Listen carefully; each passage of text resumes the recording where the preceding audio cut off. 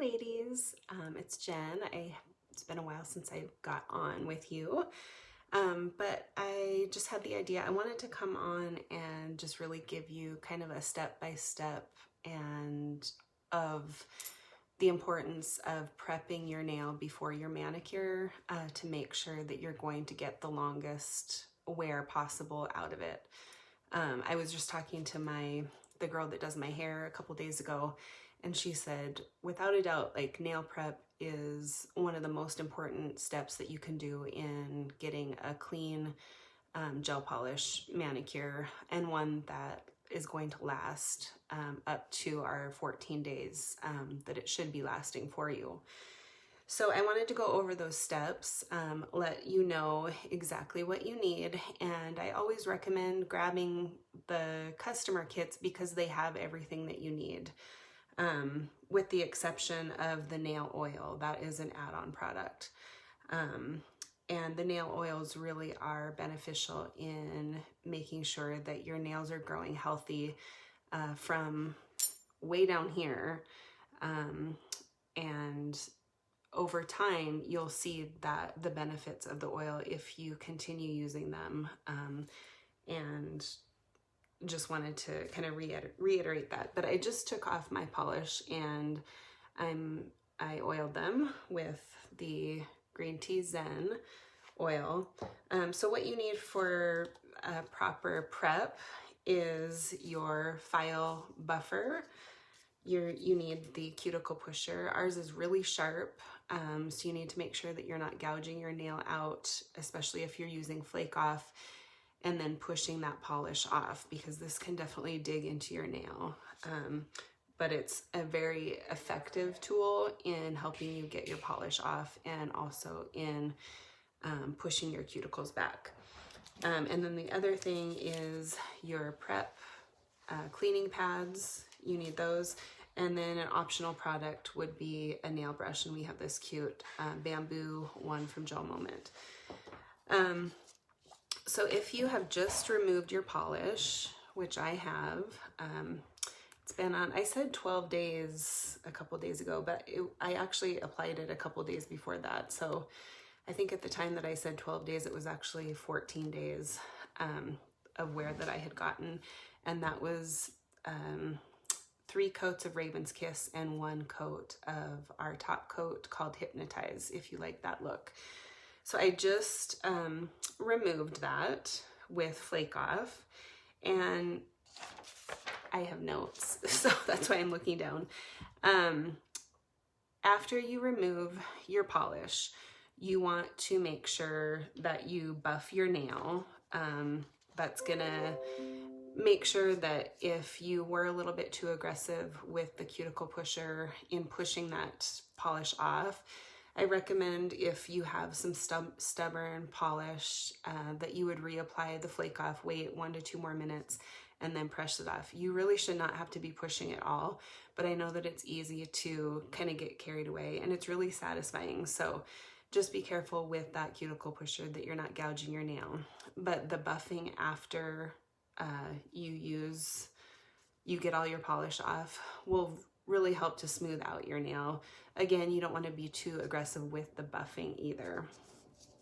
Then you're going to wash your hands with soap and water, and I recommend using a soap that does not have any oils in it. A good one to use actually is just the original Blue Dawn dish soap. That helps to remove surface oils. If you tend to have oily nails, that's a good tip if you have trouble with polish adhering. But you really want to make sure that you're getting that flake off of your nails, and you're not leaving any of that behind, especially if you're going to go right back into do another back-to-back manicure. So make sure you wash your hands, and if you do have the scrubber or have one, you can scrub your nails. Make sure that you're just getting them really nice and clean. We want to try to stay as hygienic as possible through this whole process every time that you do a manicure and pedicure. Okay, and then the optional step, which I do highly recommend, but this is not in the customer kits, is grabbing one of our nail oils and using this at least once a day. use this, let it soak on for at least a half an hour, and then you're gonna go ahead and wash your hands and scrub them again. You don't wanna have any of the oils on there when you're doing your manicure. So wait at least a half an hour. That will also help your nails dry out before you go ahead and do your next manicure. Now, on the other side, if you haven't had polish on for a few days, and so you have really dry nails, you want to go ahead and apply the nail oil again.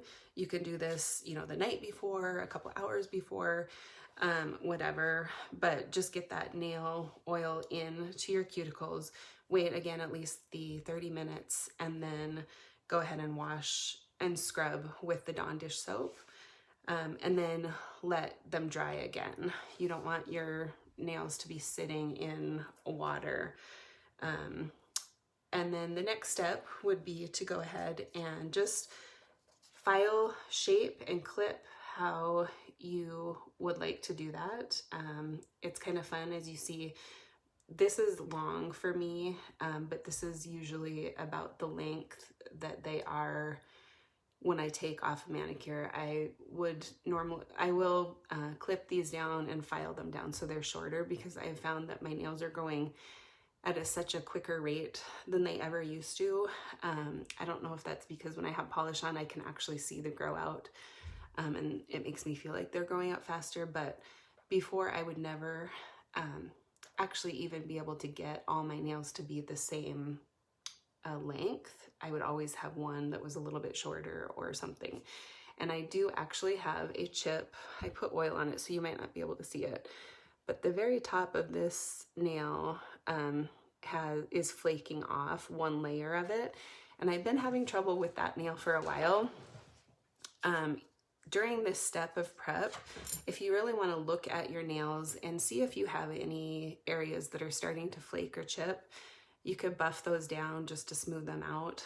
What I really recommend, especially if you have a split, is to clip below the split if you can, and just try to continue to grow out a healthy nail from that area. We do have the repair product that can help repair if you're in a bind. It kind of helps hold those two edges of your nail together, especially if you have a tear or something like that. But I really would recommend that you clip it below where the split is, and then just almost start over with trying to grow healthy nails, and then just continuing to use that oil daily. Okay, so after you've filed, shaped, and clipped, then you're gonna use your Cuticle Pusher, and you really can use either end, but the cuticle is what adheres to the nail. And so you wanna make sure that you're really getting in there and pushing back, you know, any cuticle that's on the nail. You're kind of trying to get this skin edge down and away from the nail, because if you get polish on that, what happens is as your nail starts growing out, if you have cured polish onto your skin, that's when you're going to start getting lifting from the edges and the bottom edge. So really make sure that you're trying to push this cuticle back and this skin edge back, as the eponychium is what they call it, as best that you can. And I recommend that when you're in the shower, you can just use your fingers and push back your cuticles on a daily basis. If you like to take baths, you can also do that, or have an extra cuticle pusher in there that you can do that as part of your daily showers, or every other day, or however you want to do that. You can also use, I'll show you one more product that we have. I don't specifically like to recommend this because it's so sharp and you really can do some damage. I'm sure you've all seen these, but we have this. It's extremely sharp, and you can go ahead and clip off hangnails and, you know, the dried off part of your skin. But it's really easy to get overly aggressive with this, and so use really a lot of caution and care when you're using some of this, because it can take out a chunk of skin really easily, and you don't want that at all. So use these sparingly and with caution, but you can take away any cuticle or hangnail edge that you have. What I found though, that if you are using your nail oils on a daily basis, even a couple times a week, if you can only remember to do that, put it next to your bedside table. Do it either in the morning or night, or put it by your toothbrush. Just put it in and rub it in. If you're doing that on a daily or weekly basis, you'll find that your cuticles will be so much softer, or the skin edge, I should say, will be so much softer. It will be easier to get that cuticle off of your nail plate when you do use the Cuticle Pusher, and your skin will just be so much more moisturized and nourished if you're using that. So I highly recommend our nail oils, and of course, with the continued use, you should have less and less of those hangnails. Then you're going to take your buffer, and you're going to lightly buff with the gray side of the buffer. The white is the file, the gray is the buffer. You're going to lightly buff the surface of your nail, making sure to get all the edges and the free edge. And this is going to help remove any extra oil that you might have on your nails. You don't want any oil on your nails when you're doing your manicure. And then what you're going to do is use a cleansing pad. So this is basically an alcohol pad. You want to take that off and really get that entire nail plate really good, all the corners and edges onto your skin, and even underneath the tip. And so you're wanting to just get those off. This also acts a little bit as a dehydrator to your nail, so it dries it out, so your nail can accept the polish. So this is a really important step. If you're not doing all of these, you might be finding that you're not getting a manicure that is lasting for you. So make sure you're using all these steps. And then after you use this, you want to make sure that that nail is going to be dry before you start applying the polish. So that could take maybe a minute before you start to go into your polishing. So again, just wanted to go through those steps and what you need there, and just kind of stress the importance of doing all the steps. So buffer, file, cuticle pusher, the cleansing pads. Optional but highly recommended are the oil and a nail brush. Please let me know if you have any questions or if you are having trouble with this step, and I will go ahead and write all the steps in the comments below, just so that you can see them out in writing. And I hope this helps. I'm trying to take an approach of really breaking down the individual steps and not just, I don't want to assume that just from my videos, the tutorials and things that I posted in this group, sometimes it's easy to miss a step that you don't even realize that you might be missing. So hope this helps. And oh, finally, I wanted to show you. So I just got my Dove Right In and Mala Blue. They're so pretty. And I wanted to wear my turquoise just to show you. If you are a turquoise lover, I know coming into the fall, turquoise and like browns and mochas are really pretty, but I wanted to show you the difference in these just kind of in real life. So this is Dove Right In and this is Mala Blue. I don't know which one is my favorite, but you can see next to turquoise jewelry, just how pretty those are next to navy blue.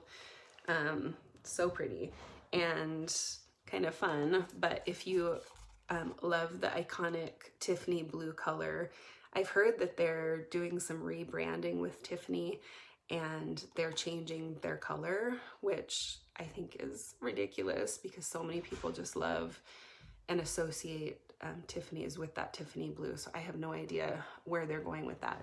But if you love the color, I wanted to show you a comparison. It's closer to Dove Right In. So if you love the Tiffany blue,